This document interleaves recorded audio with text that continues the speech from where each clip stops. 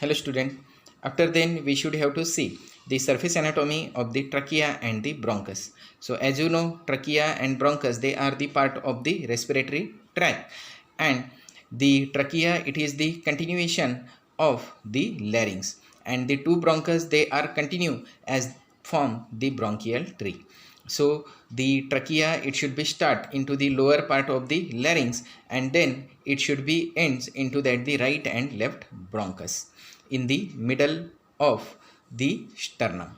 Then the right bronchus, it is less oblique and straight and more wide than the left bronchus, and the left bronchus, it is more oblique, less wide, and that is the length is slightly more than the right bronchus.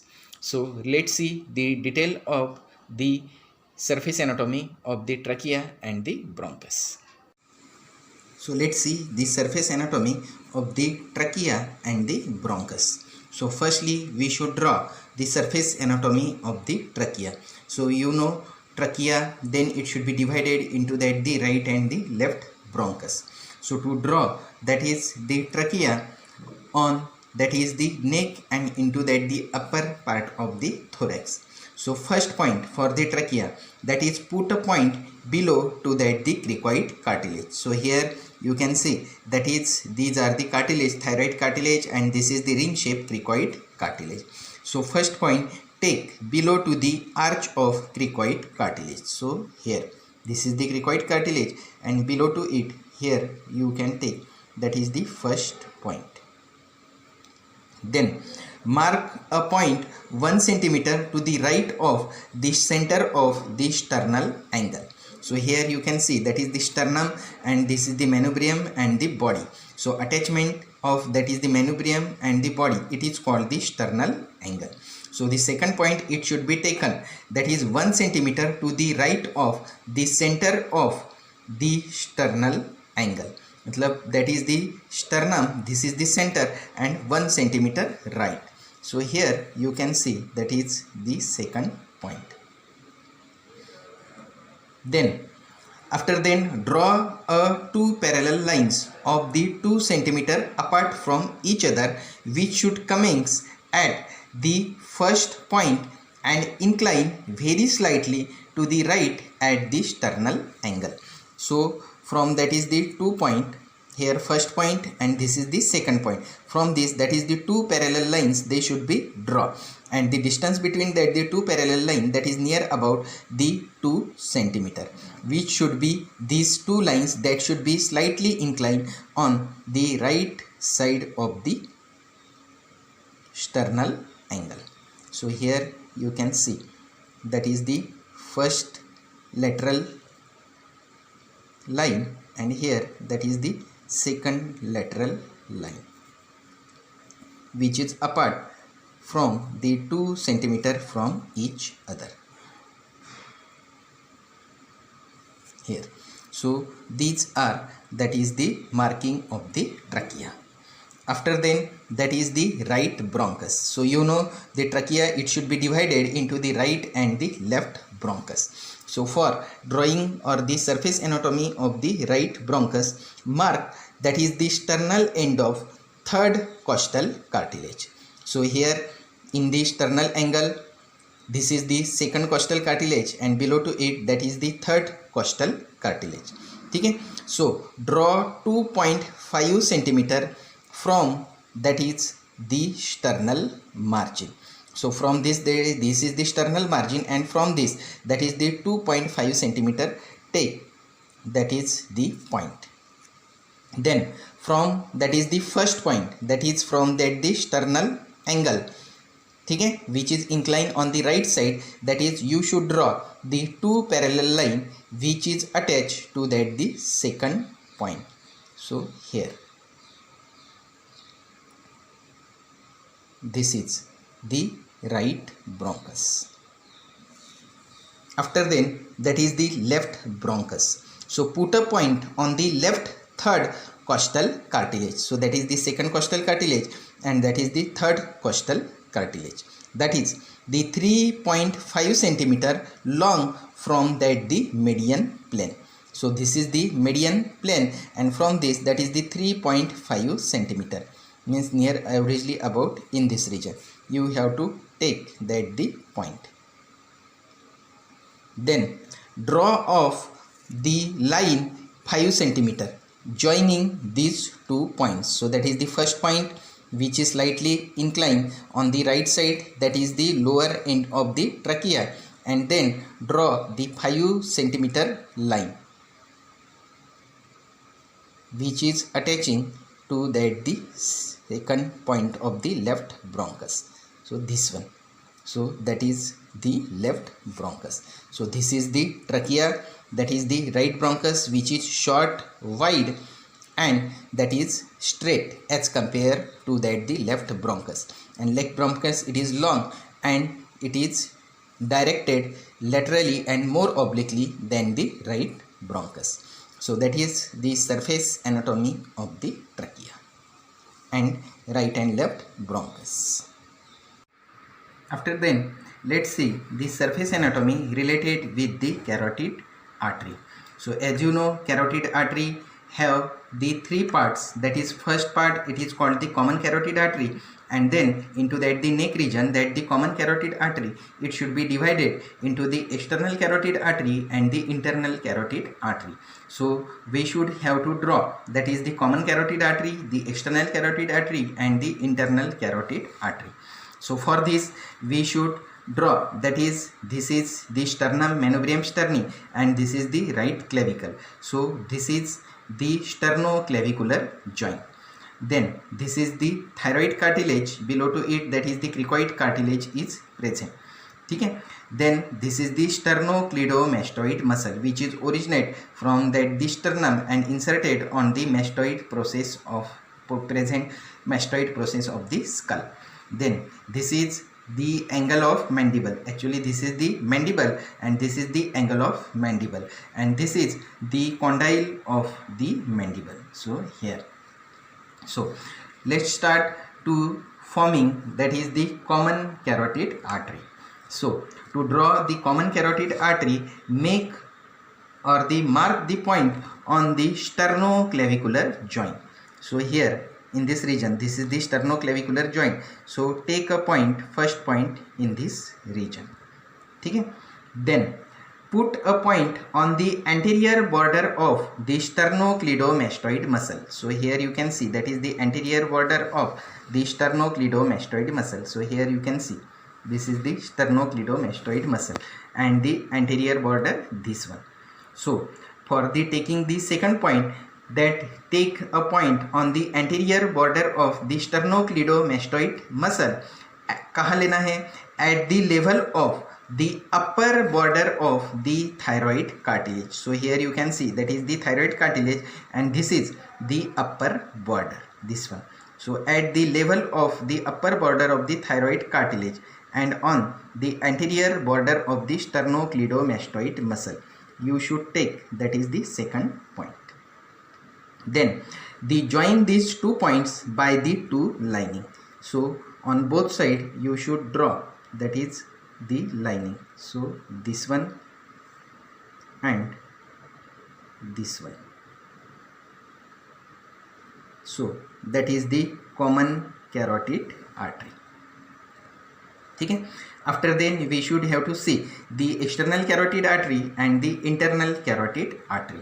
So to draw the internal carotid artery, mark a point on the anterior border of the sternocleidomastoid muscle at the level of the upper border of the thyroid cartilage, means same this point. So at this point, that is this common carotid artery is divided external and the internal. So the first point is same, that is on the anterior border and at the level of the upper border of the thyroid cartilage. Okay. Then second point, put a point at the posterior border of the condyle of mandible. So here you can see, that is the condyle of the mandible, and take a point on the posterior border of the condyle of mandible. So here you can take the other point. Then join these 2 points by the double lining. So from this region draw, that is the first line to here, and then the second line.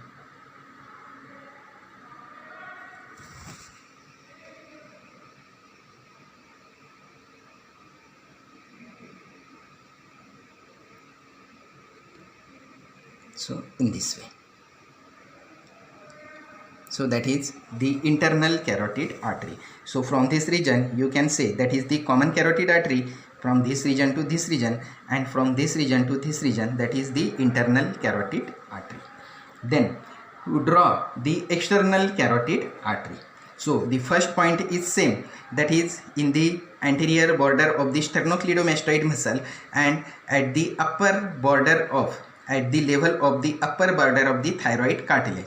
Take the first point, as from this region the external and the internal carotid artery, they should be divides. Okay, so this is the first point. Then the second point, it should be taken at the midway between the tip of mastoid process. So here you can see that is the mastoid process and the angle of mandible. So this is the angle of mandible. So you can take the midpoint between that the 2 points, that is the tip of mastoid, that is the midway between the tip of mastoid process and the angle of mandible. So here assume this is the second point for, that is the external carotid artery. Okay? Then join these 2 points by gently half line, it is anteriorly convex and the half line posteriorly convex. Okay? So here this is the total line, and out of this, that is you should draw, here you should draw, that is the dot dot, means that is the total line, and half of this line that should be drawn anteriorly convex, and half line it should be drawn posteriorly convex. So in this way.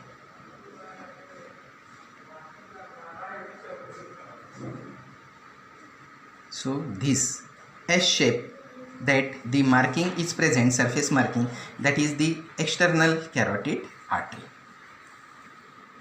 So that is the surface marking of the common carotid artery, the internal carotid artery and the external carotid artery. After then, let's see that is the surface anatomy of the sciatic nerve.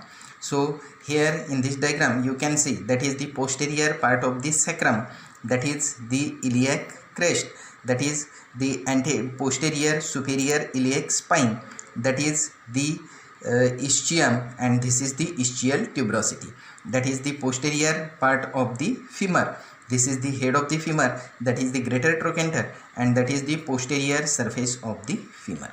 So to draw, that is the sciatic nerve, you know sciatic nerve, it is the largest and the thickest nerve present in the body. So to take the surface anatomy of the sciatic nerve, firstly you should take the first point 2.5 centimeter lateral to midpoint between the posterior superior iliac spine and the ischial tuberosity. So here you can see that is the posterior superior iliac spine and this is the ischial tuberosity. So you can take the midpoint between that these 2 points. So assume here that is in this region, that is the midpoint of between that the posterior superior iliac spine and the ischial tuberosity. So that is the first point. Then the second point, it should be taken just medial to the midpoint between the ischial tuberosity, here you can see, and the greater trochanter. So here, so from this take a midpoint and slightly medial to it take, that is the second point. So this one. Then the third point, it should be taken in the middle of back of the thigh. So here at the junction between its upper 2/3 and the lower 1/3. So here assume it is the femur, so it should be taken, that is the part of the upper 2/3 and the lower 1/3, means that the apex of the popliteal fossa. Okay? Then join these 2 points. So that is the first point to the second point, and from the second point to the third point. So in this way.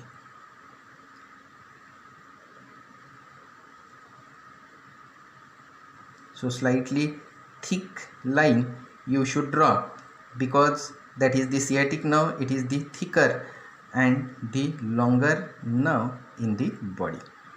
So this one. So that is the sciatic nerve from first point, second point and the third point. Let's see the surface anatomy related with the great saphenous vein. So great saphenous vein, you know, it is the longest vein in the body and that is most superficial vein present in the body. So that should be present into that the lower limb. So to draw that is the great saphenous vein, firstly that should be drawn the dorsum of foot, and that is the medial end of the dorsal venous arch.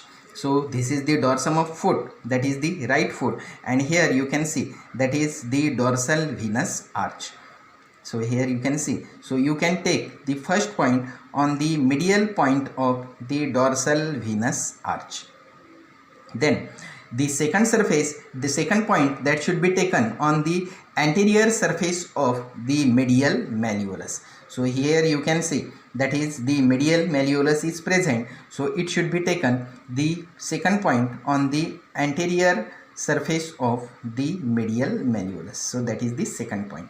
Then the third point that should be taken on the medial border of the tibia. So here you can see that is the tibia is present and this is the medial border. So it should be taken at the junction of upper 2/3 and the lower 1/3 on the medial border of the tibia. So from this region to this region, that is the upper 2/3, and from this region to this turn, that is the lower 1/3. So here you can see that is the third point. Then the next point, fourth point, that should be taken at the adductor tubercle. So you know adductor tubercle that should be present on the upper side of the medial condyle of the femur. So here that is the adductor tubercle, that is the fourth point. And the fifth point that is present just below to that the saphenous opening. So here you can see that is the saphenous opening, and the fifth point is taken just below to that the saphenous opening. So that is the fifth point. Then joint all these points. So here you can see joint, this is first point to that the second point, then from second point to the third point, then from third point to the fourth point, and from fourth point to that the fifth point. So this one, in this way. So this is the great saphenous vein. Let's see the surface anatomy of the small saphenous vein. So as you know, small saphenous vein that should be present on the posterior part of the leg. So to draw that is the surface anatomy of the small saphenous vein, assume that is the posterior part of the leg, and that is the dorsum of the foot, and that is the here the tendocalcaneus is present, and that is the lateral malleolus of the fibula is present. So to take the first point to draw the surface anatomy of the small saphenous vein, that is on the dorsum of the foot at the lateral end of the dorsal venous arch. So here you can see that is the dorsal venous arch, and this is the medial end, and this is the lateral end of the dorsal venous arch. So for this you should take first point on that is the lateral end of the dorsal venous arch. So this is the first point. Then second point taken just behind to that the lateral malleolus. So here lateral malleolus is present, and it should be taken just behind the next point. Okay? Then that is the third point, it should be taken just lateral to that the tendocalcaneus above the lateral malleolus. So here that is the tendocalcaneus, it is present, and it should be taken above to that the lateral malleolus. So here averagely. And the fourth point, it should be taken at the center of the popliteal fossa. So here that is the medial and the lateral end of the gastrocnemius muscle that should be present, and it should be forming that the popliteal fossa. So averagely here that is the center of the popliteal fossa that should be present. So that is the fourth point. Then join all these fourth point, that is the first to that the second point, then from second to that the third point, and then from the third to that the fourth point. So this, so that is the surface marking of the small saphenous vein. So in this way. So let's start the surface anatomy of the thoracic duct. So as you know, thoracic duct, it is the part of the lymphatic system. So to draw that is the surface anatomy of the thoracic duct, firstly you should draw that is the median plane. So this is the median plane which starts from the manubrium, that is the suprasternal notch, and passing in the center of the sternum. Then next to draw that is the transpyloric line. So it should be passing at the tip of ninth rib. Then to draw that is the thoracic duct, that is the first point is taken, that is the 2 cm above and just right lateral to that the median plane. So here you can see that is the first point. Then the second point, it should be taken, that is in the center of that is the sternal angle. So here. Then the third point, it should be taken 2 cm from the left side of that the median plane. So here you can see 2 cm, and that is the 2.5 cm above to that the left clavicle. So from the left clavicle you can take the 2.5 cm. So assume it, here is the third point. This is, and the next point, that is 1.2 cm lateral to that the third point. Means from this third point you can see that is the 1.2 cm just lateral to that the third point. So here. Then join these 4 points by the line. So here first point, it should be joined to that the second point in this way.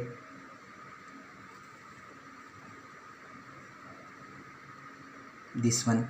Then second point, it should be joined to the third point, and the third point it should be joined to that the fourth point. So in this way. So that is the thoracic duct. 4 points it should be considered, that is the first point, second point, third point, and the fourth point. So that is the surface anatomy of the thoracic duct.